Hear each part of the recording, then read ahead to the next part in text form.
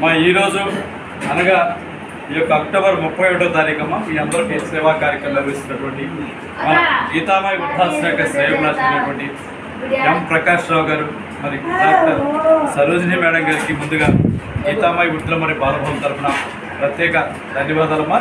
మరి అనేక సార్లు కూడా ఈ సంవత్సరంలో మనందరూ కూడా సేవా కార్యక్రమం నిర్వహిస్తున్నారు. దీపావళి సందర్భంగా మీ అందరి యొక్క ఆకలి తీరుస్తున్నారు. మరి మీరందరూ కూడా ముందుగా మీ యొక్క చప్పట్ల ద్వారా వారి కుటుంబ సభ్యులందరూ కూడా దీపావళి శుభాకాంక్షలు తెలియజేయడం.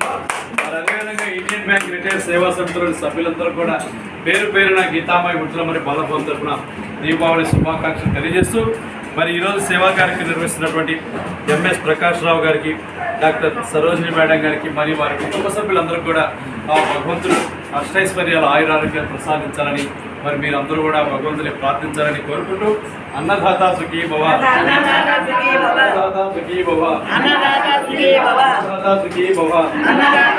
మరొకసారి ఈరోజు మన అందరూ ఆకలి తీరుస్తున్నటువంటి ప్రకాష్ రావు సార్ గారికి, మన డాక్టర్ సరోజిని మేడం గారికి, మరి వారి కుటుంబ సభ్యులందరూ కూడా గీతామాయి వృద్ధాశ్రమ తరపున ధన్యవాదాలు.